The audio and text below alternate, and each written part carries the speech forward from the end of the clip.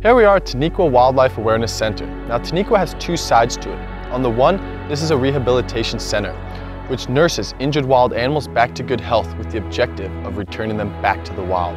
On the other side, Tenikwa is about educating the public about the conflict between humans and wild animals, because often due to man's ignorance, these animals are unnecessarily harmed and killed. So Mandy, tell me how this all came together.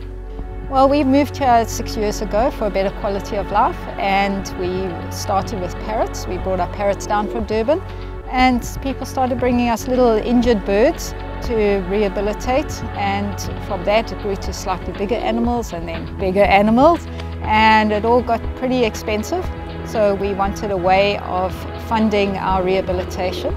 We were also completely overwhelmed by the number of animals that we were receiving, because we had underestimating how big the need was for a rehabilitation centre.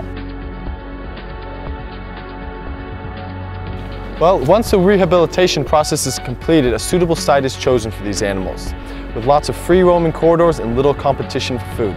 In this environment, these animals stand an excellent chance of regaining a natural life in the wild.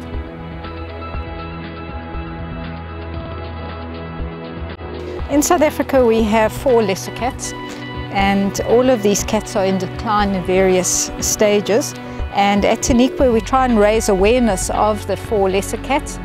One is the cararcal, and we try and teach people what is happening with them in the veld, why they're disappearing and what people can do. So the way that we do that is we bring people into the enclosures with the animals, talk about them inspiring them to protect these beautiful animals and keep them in our veld.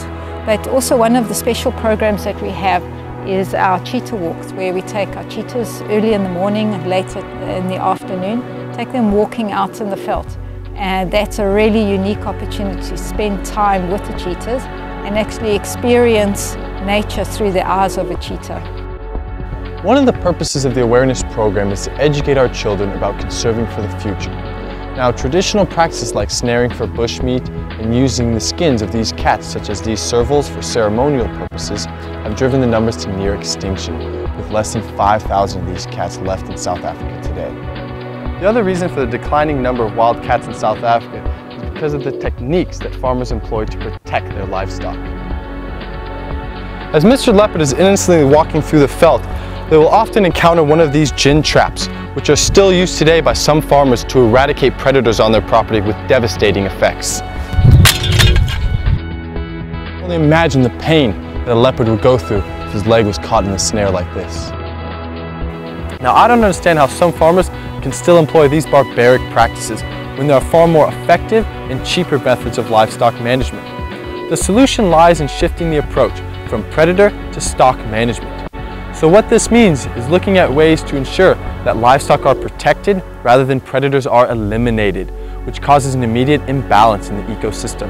Now in front of me here are quite a few methods commonly used by farmers to protect their livestock. These two are gin traps.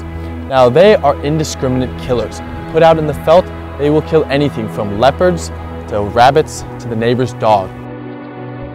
Compared to this, which is a selective killer, a poison collar filled with arsenic, they will only kill that predator which is attacking the livestock. Both of these are designed to kill. However, with a king collar and a dead stop collar, as well as Anatolian dogs, they are designed to protect livestock. So with enough education and awareness, man and predator can coexist without conflict. If you want to see and learn a little bit more about African wildcats, come to Tenikwa. It's located in the Crags near Plettenberg Bay and is open every day of the year. You can go on a guided tour, meet the different cats, or if you want a real intimate experience, come for a sunrise or a sunset walk with the cheetahs. It's a memory you will never forget.